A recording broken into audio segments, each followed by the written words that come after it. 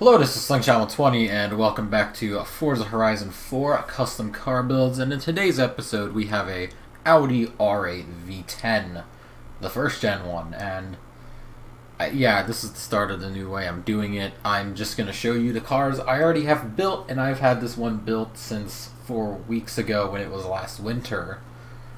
And I did build this car as like a winter cruising car, so I'm just going to go through the build and how I did it. Go all the way over here to conversions. I did not put a Ferrari engine in an Audi. I'm not stupid. I did not turbo swap it. I did put the Liberty Walk kit on it, and it is still all-wheel drive. I don't know why I'm talking like this. I put a ski box on it because I like skiing. Actually, what does that even consider? Is that a sports gear wing? I thought it was called a ski box. I think that's what they're called. And the reason why I picked this is because when I looked at the wide body kit, I noticed you could have some pretty freaking big tires. Like 375s. I think those are like the biggest tires you can get on a supercar in this game. Or maybe the Huracan has it too. Because that is also, that's also a Liberty Walk kit, or Rocket Bunny, I forget. And the rims I picked are here in the specialized category. The first ones, these really work for anything. Like, they're good looking rims. Didn't enlarge them whatsoever. Maxed out the transmission, except I put a sports transmission in so I wouldn't have to hear the sound of a sequential gearbox if I ever drove this around in first person. Race suspension, race everything here. Put in a roll bar because if you're driving in the snow, you're likely going to crash. Especially if you have nearly 700 horsepower.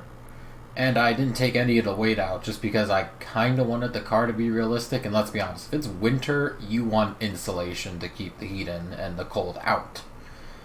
So yeah, I figured leave the interior stock. And otherwise, the engine is completely maxed out. And for the tuning, the only thing that I have tuned is the alignment. I put it down to a 1.2 and a 0.8 to make it look more stock, and the springs I raised them up to 4.6.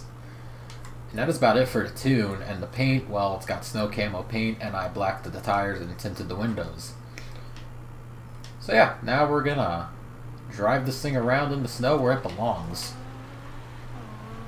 Because this is literally what I intended this car to be, like a nice snow cruising car. Because yeah, this car actually does grip up fairly decently in the snow. I'd say it's like driving around a stock R8 in the summer. If like the R8 did come with sport tires. It's like driving around a stock R8 with 800 horsepower. Because like the tires on this thing are so wide and it gets so much grip, and I think that giant park bench with the box actually adds a lot of downforce. Because, you know, this thing's not really wanting to pull right now, even though it has 700 horsepower. It actually handles like it's a stock R8, like stock tires and suspension R8 in the summer. So it's pretty easy to drive, actually. Okay, that's a bus. I did not see that. That kind of scared me. I'm gonna have to look back at that, because I swear I did not see a ghosted bus, and that's a guy. I just killed somebody. But yeah, this car's just really nice to drive. Like, I literally put on my social media when I drove the R8, the moment I get the money to own this car, I am owning an R8. I don't care how cliche it is for YouTubers to own R8s. There's a reason why the YouTubers pick R8s. These cars are great.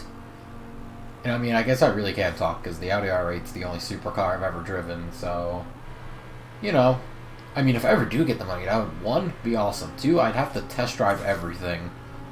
Like, I would be test driving so many Porsches, Corvettes, Audis, Lamborghinis, maybe even some rare stuff too.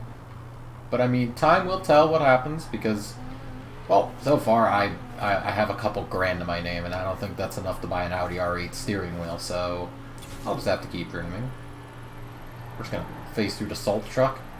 By the way, one thing I actually wonder is, are those assault trucks, like, are these actually what are in the UK? Because where we have it here, it's just pickup trucks, basically. Like, it's either just a dumpy looking, like, box truck. Not like a box truck, it's a dump truck. But it's, like, not labeled at all, like this. Like, this thing you could see from a mile away. And, like, there's no sign. Or it's just, like, somebody's F-150 that they turned into a plow truck. I actually wonder if this is what they use. Here, I wonder if he wants to do a poll. Come on, buddy. Come on.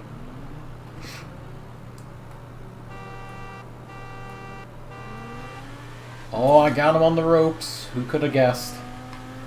Man, you think that plow would give him some downforce? Oh, hey, look, another one.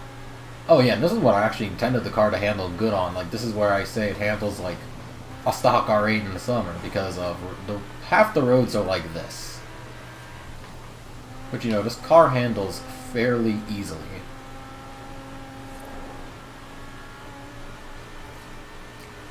And, I mean, it's not going to look bad while it does it either. Like, sure, you know, some people argue the wide body looks pretty weird. I actually think the wide body really suits this car.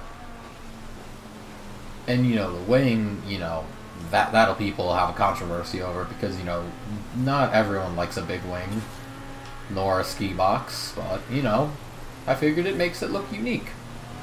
And, like, every picture of a supercar, even Conan's eggs that are in snow, they all have ski boxes, so, you know, I guess that's where they keep food if they crash or something. I don't know.